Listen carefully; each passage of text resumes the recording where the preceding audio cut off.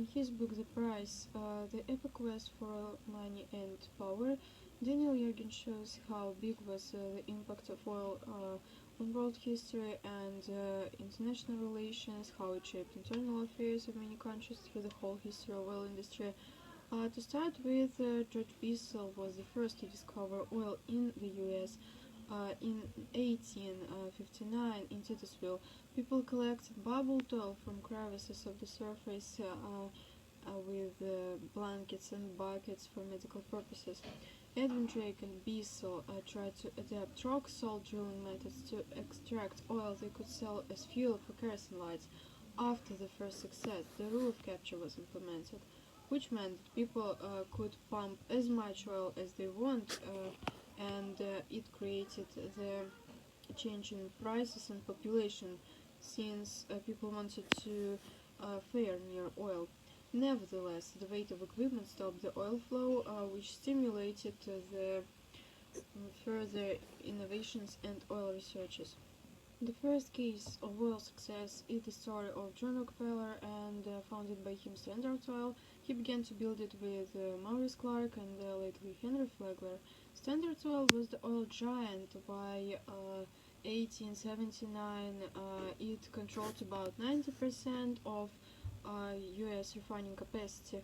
From refineries continued to control almost all directions of oil business, linking and distribution of supply, manufacturing, warehousing, etc. His main weapon was lowering prices, and he ended up with the integrated oil company, which had a big impact on oil production. 1861 was the year the International Day for Oil Transportation was found. Europe needed Standard's oil until Ludwig Noble found a source much closer than the US, in Baku. Noble and Rockefeller were competitors till the Rothschilds came up. Then the Rothschilds and the Nobles united to overcome Standards and paid attention to Great Britain simultaneously, cooperating with Marcus Samuel, who will become the founder of the Shell company, searching for new markets in Asia. Around this time, Alk Jans Zilker discovered a substance that was a 60% kerosene. In 1895, he already was a successful businessman of Royal Dutch Company, the next Standard's rival. Soon Royal Dutch was almost fully controlled by Henry III and became the main rival for the Shell. Time and long unsuccessful business forced the Shell to unite with Royal Dutch in 1907. Thus, the Shell was free from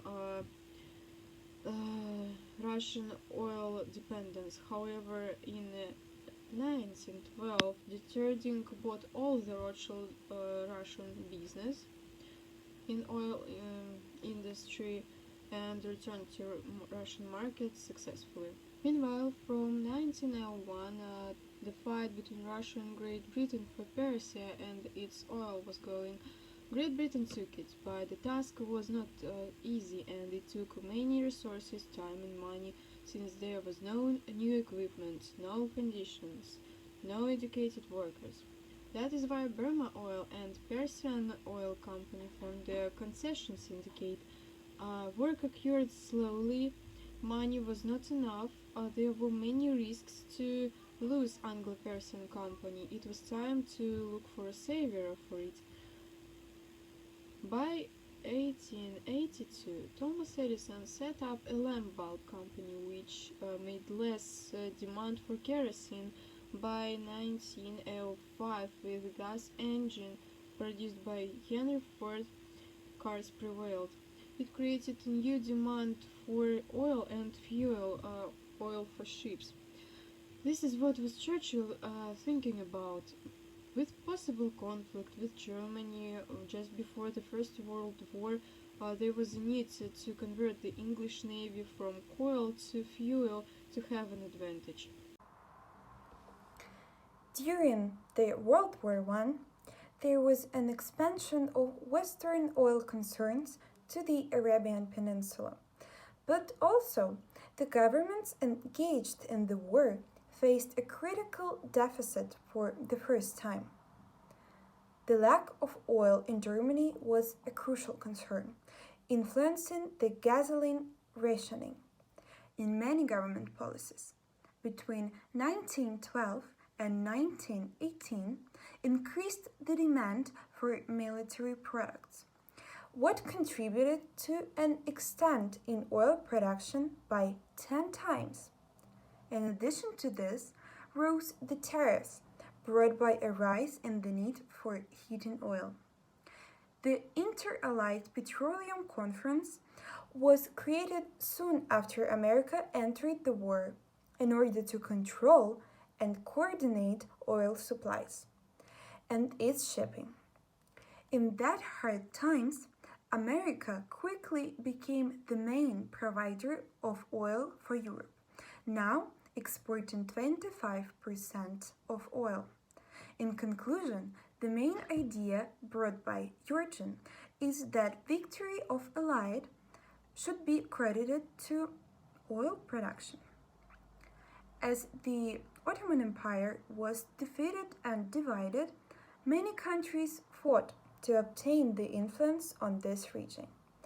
In 1914, by Foreign Office Agreement between Britain and Germany, Turkish Petroleum Company was joined with APAC for a joint concession agreement. When in 1917-1918 the oil crisis intensified, the interest in the control of the region increased. In 1920 was signed a San Remo Agreement. Now France gets 25% of Mesopotamian oil. The other question was concentrated on the Red Line Agreement in 1914. That differentiated the zone where the partners were prescribed to cooperate and not conquer with each other. After World War I, the automobile revolution led to the transformation of US society, making America lead the oil production and the gasoline retailing. Meanwhile, happened the Teapot Dome scandal, showing the conflict between the government and the oil industry. It's essential to mention Henry Doherty, who proposed the idea of unitization of each oil field, which would be developed as a shared operation, and resources would be distributed between the real estate owners. The important issues highlighted by Yergin was related to Mexican and Russian oil production.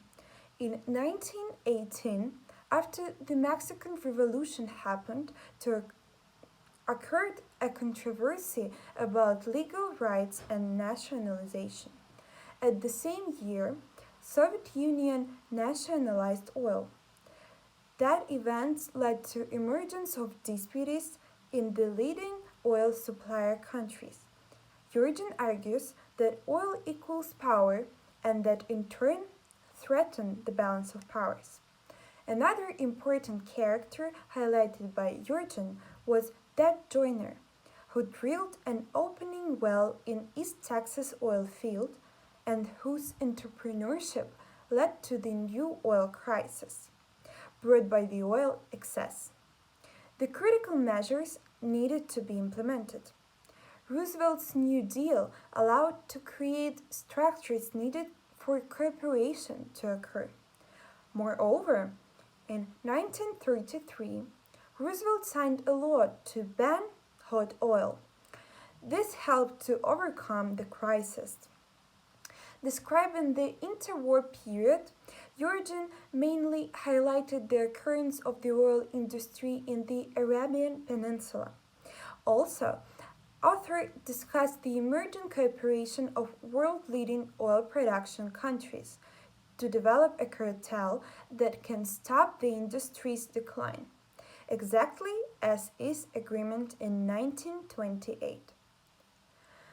In the last section of part 2 of the book, Yergin discusses the emergence of oil industry in the future most crucial Saudi Arabia and Kuwait centers. Author describes the history of Saud and Al Sabah, their financial difficulties and westernization.